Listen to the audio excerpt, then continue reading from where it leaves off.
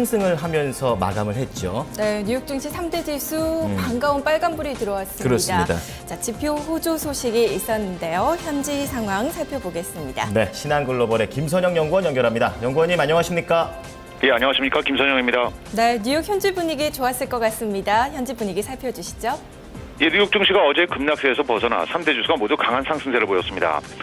유럽중앙은행 ECB의 금리 인하 결정과 개선된 경제 지표들이 투자 심리에 도움을 주었는데요. ECB는 기준금리를 10개월 만에 처음으로 기존의 0.75에서 0.5%로 인하하고 단기 유동성 공급 지원을 확대키로 하는 등 적극적인 부양 의지를 표현한 것이 오늘 증시의 상승 원동력이 됐습니다. 이와 함께 어제와는 반대로 개선된 경제 지표들이 발표된 것이 긍정적이었습니다. 지난주 실업수당 청구 건수가 큰 폭으로 감소한 데 따라 내일 발표되는 노동부의 4월 고용지표에 대한 우려가 다소 감소했고 3월의 무역 적자가 예상 밖의 감소세를 보였다는 소식도 호재였습니다. 상무부에 따르면 3월에 미국 무역 적자가 전달보다 11%가 줄어든 388억 달러를 기록해 예상치였던 423억 달러를 하회했는데요. 3월 중 수입이 2.8%가 감소해 2009년 2월 이후 가장 큰 폭으로 감소한 것이 원인으로 분석이 되는 가운데 특히 대중국의 무역 적자가 3년 내 최저 수준을 보인 것이 눈길을 끌었습니다.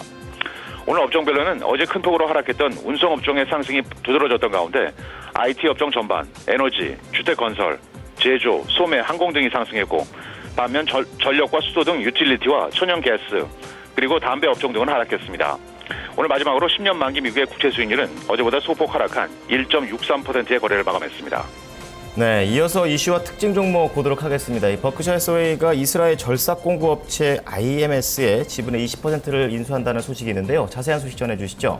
예, 투자의 규제라고 불리는 워렌 버핏이 이끄는 투자회사 버크셔 해서웨이가 이스라엘의 절삭 공구 제조 기업 업체인 IMC의 자녀 지분 20%를 인수한다고 월스트리트저널지가 보도했습니다. 현재 IMC 지분 80%를 보유하고 있는 버크셔 해서웨이는 나머지 지분을 20억 5천만 달러에 인수하게 되는 것으로 시장 조사 업체 딜로직은 총 60억 달러가 투입되는 이번 IMC 인수는 버크셔 해서웨이가 지금까지 추진해온 인수 가운데 6번째로 큰 규모이며 올 들어서는 하인스 케첩 인수 이후 최대 규모라고 전하고 있습니다.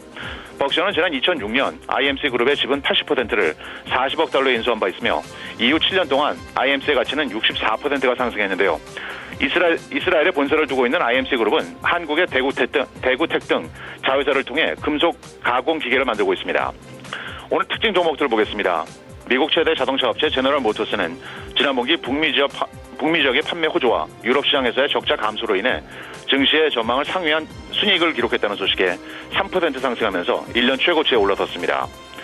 SNS 업체 페이스북은 모바일 부분의 매출 신장에 힘입어 총 2억 1,900만 달러, 주당 9센트의 순이익을 기록하고 매출은 전년 대비 38% 증가했다는 소식에 5% 상승했으며 미국 최대의 건강보험사인 시그나는 재보험사 매각에 따른 비용 부담으로 인해 지난 분기 순이익이 전년 대비 85%가 급감했지만 이를 제외한 조정 순이익은 1달러 72센트를 기록해 예상을 상회했고 향후 순이익 전망도 상향 조정하면서 4%의 주가 상승을 보였습니다. 세계 최대 반도체 업체 인텔은 현 최고 업무 책임자인 브라이언 크르자니크를 최고 경영자로 승진 임명했다는 소식에 0.5% 소폭 상승했는데요. 현 CEO인 폴 오텔리니는 이번 달 내로 자리에서 물러나게 됩니다. 석탄 광산업체 알파 리소스는 전망에 부합한 분기 실적에도 불구하고 매출이 저조했다는 소식에 4.5% 하락했으며 태양광 업체인 솔라시티는 증권사 골드만삭스가 투자 의견을 매수해서 중립으로 하향 조정했다는 소식에 3% 하락했습니다. 네, 오늘 미국에서는 고용 지표가 발표됐죠. 결과 어땠는지 짚어주시죠.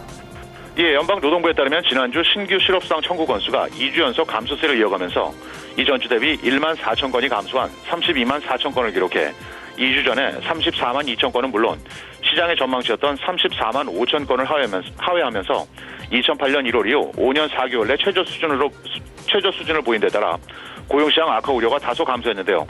변동을 줄여서 추세를 볼 수 있는 4주 평균 청구 건수 역시 2주 연속 하락해 이전 주 대비 1만 6천 건이 줄어든 34만 2,250건을 기록하게 됐습니다. 한편 내일은 개장 전 노동부의 4월 고용지표를 시작으로 4월의 ISM 서비스업 지수, 상무부의 3월 공장 주문이 발표되고 실적 발표 기업들을 보면 듀크 에너지, 자동차 부품 업체인 수페리어 인더스트리, 뉴엘 러버메이드, 무디스, 그리고 오토매틱 데이터 프로세싱 등이 실적을 발표하게 됩니다. 지금까지 미국 현지에서 김선영입니다. 네, 연구원님 오늘 말씀 고맙습니다. 네, 고맙습니다. 네, 글로벌 소식들 신한글로벌의 김선영 연구원과 함께 뉴욕장 마감 살펴봤습니다.